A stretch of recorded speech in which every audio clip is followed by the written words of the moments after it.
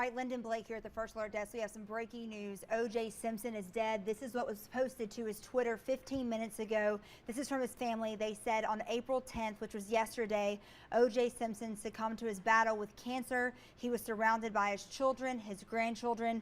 They asked during this time of transition, his family wants you to respect their wishes for privacy and grace. He was 76 years old. This is obviously a developing story that will continue to follow from the First Alert Desk. All right, thank you, Lyndon. Well, boy, that is.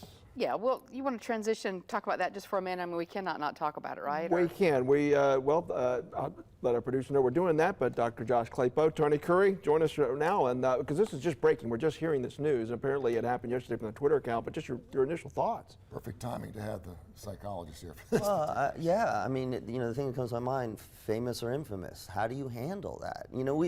We've talked about celebrities and sort of beloved figures who have done not so good things, and then, is it their whole life, their book of work? We've talked about this with Tiger Woods, who has not died, but we say that.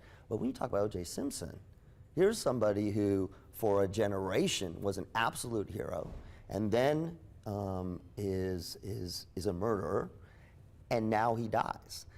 How do we handle that? How do we? How will he be remembered, I guess, is... Yeah, how is he going to be remembered? Yeah. How do you pay respects? Do you pay respects? Are you happy? Are you not happy? Does it come down to factors? This is one of those classic things, and you can bring it all the way back to, a less severe example of a family member who has done something really horrible, and then they pass. Mm-hmm. What are we supposed to do? How are we supposed to treat them? And maybe one of the most polarizing celebrities that we've ever had. I mean, everyone knows where they were when Lady Di passed away. We know when JFK was shot. We know where we were when we saw that Bronco, that white Bronco. And so you want to talk about the polarization of this country? We talk about politics? Man, you had a 50-50 split on whether OJ was actually guilty or not. Well, and at that time, there was such a history with the LAPD and how they were treating minorities at that time. So when the verdict was read, of course, there was a lot of celebration for people who were prejudiced about that. And so you could, and then there was the other side that was just like, well, man, that family did not get justice. Absolutely. And you go all the way back and you think about the movies that he acted in. They were very funny. You can't forget about some of those Airplane and those type of movies. And so, yeah, like you said, he's going to be remembered for a number of different things, but then there's that very uncomfortableness of what he was accused of doing and ended up going to prison for other things. Yeah, it's amazing how karma comes back around, right? So he wasn't found guilty of the actual crime itself, but then in the civil case he was. Right. Of course, he didn't pay anything back on that. And then, of course, it was just a matter of time before he gets hooked up. And next thing you know, because he's stealing back some of his memorabilia, he gets arrested again. And you're thinking to yourself, dude, you just got away with the biggest, or at least a lot of us thought, you got away with one of the biggest crimes in the world, and now you can't stay out of trouble. And so, he gets to prison for that. So when we first heard about this morning, we were kind of like, I think we all were we weren't sure exactly how we felt about that, because I mean, we grew up watching this guy play football. Well, was he a football hero of yours? Oh, absolutely. Yeah. I mean, O.J. Simpson, he was one of the best running backs of all time, the first to rush for over 2,000 yards in a season, and that's before they had the longer seasons back then. Everybody wore his number. Yeah.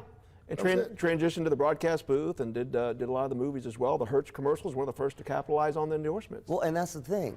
Absolutely beloved for a generation or more. Mm-hmm. And then this other chapter, which is just, again, it's horrific.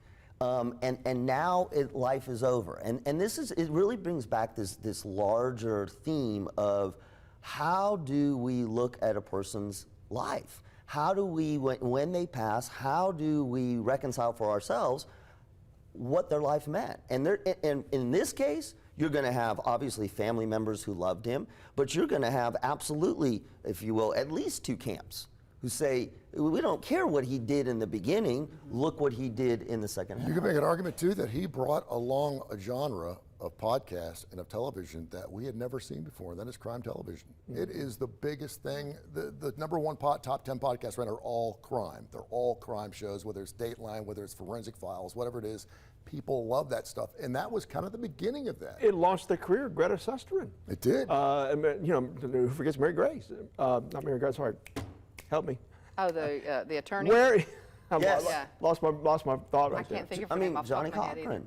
Yeah. Yeah, All of yeah, them, right? yeah. It became, they He started a became law firm out of it. Nancy Grace, sorry, Nancy Grace. Right, exactly. But again, so look where we're going. We're going that direction. Look at this and these people and then we come back to the same thing.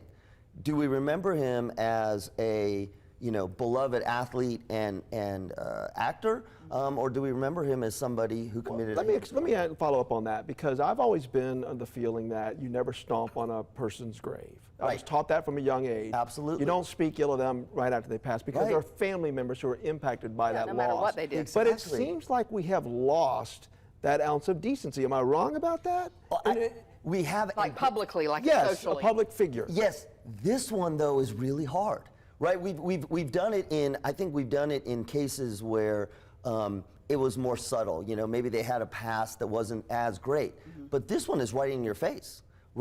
Should we be stomping on it? Yes, this person did die. What could we not say that hasn't already been said? Yeah. I mean, we said it to his face while he was alive. I doubt there's going to be anything that comes out. What's going to be interesting to see is how some of the people that he was hanging out with, some of his friends and some of his big staunch supporters, what they're going to write about O.J. Simpson now that this comes out and how people will respond to that. All right, a big, huge figure. Yeah.